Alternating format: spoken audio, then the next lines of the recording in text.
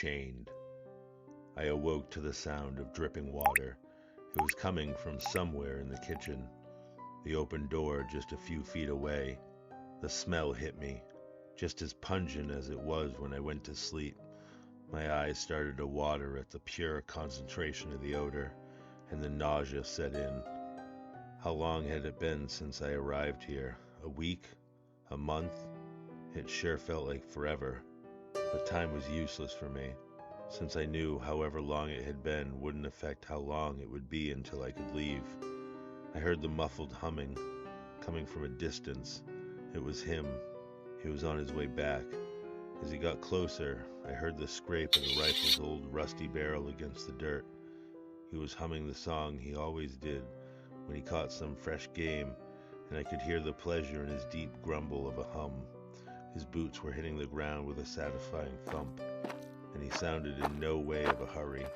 The steps got closer, and I heard him walk up the creaky wooden porch towards the old door. The door opened slowly, but with purpose.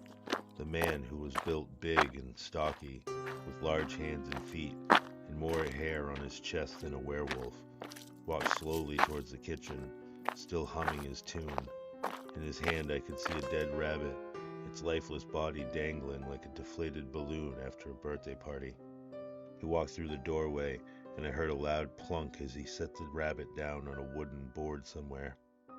I had just started to realize how hungry I was. I couldn't remember the last time eating. When the man came back out, I let out a faint whisper. "Please, please, please give me something to eat." The man looked at me and gave me a creepy smile. A small chuckle came out, and then silence. "But you haven't even started performing for me today." I knew this meant I wasn't getting fed for a while. The blisters on me hands and feet were killing me, and looked infected. If only the chain wasn't so strong, I could probably break them and make an escape.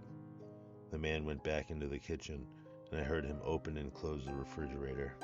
He walked out holding a cold beer and slowly made his way towards the couch in the room across from me. He sat on his couch, let out a great big sigh, and turned on the television. I was sitting there alone in the dark for what seemed like hours, hunger driving me insane. I tried again and again to slip my feet out of the chains, but was no prevail. They were too tight around my bony ankles. I fell back asleep, wishing it could all be over. After a few minutes, I hear him stomping up a staircase, and possible dragging something behind him. He shut the door, and I heard the familiar sound of something locking. He makes his way over to me, and with a crazed look on his face, he's covered in blood from head to toe and is holding what seems to be some sort of kitchen knife. He walks back into the kitchen and drops his weapon into the sink. The man comes out, still dripping blood from his beard, and walks over to me holding a whip. He leans over, and I can smell the alcohol in his breath. "You want to be fed?" I give a small nod, and he unravels his whip. "Well, you're going to have to work for it." The way he said this deeply unsettled me, and I could tell whatever was coming, it was not going to be fun. "Dance for me," he said, but all I could do was show confusion in my expression, as I had no idea what he meant. "Dance for me now," he said this at the top of his lungs. I stood up and started moving my body, but I wouldn't call it dancing. The man took the whip in one hand, leaned back, and looked like he was ready to strike. With one quick movement, he took a hard whip at my feet, hitting the top of my right foot. I fell to the ground and started sobbing.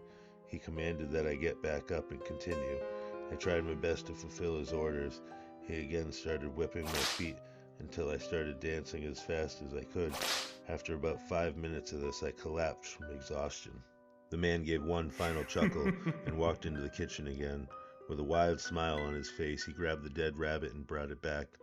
He put his large hands around the rabbit, one on its head and one right below its neck. He pulled an awful sound of the bones breaking and flesh ripping, piercing the air around me. Then the head of the rabbit, now free from the body, was gripped in the man's right hand, like he was palming a basketball. He dropped the rabbit's head on the ground in front of me, and he said, "Eat up." He laughed in his cackling laugh and walked back into the room with the television. At this point, frozen in fear, the hunger was so overwhelming, but the sight of the decapitated rabbit almost made me lose my appetite. Almost. What I did next was unspeakable, and the sheer thought of it makes me cringe. When I was finished, I laid on the floor in a ball and cried myself to sleep.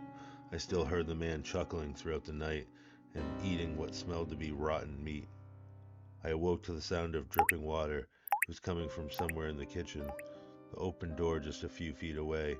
The smell hit me, just as pungent as it was when I went to sleep. My eyes started to water at the pure concentration of the odor, and the nausea set in. How long had it been since I arrived here? A week? A month? It sure felt like forever, but time was useless for me, since I knew however long it had been wouldn't affect how long it would be until I could leave.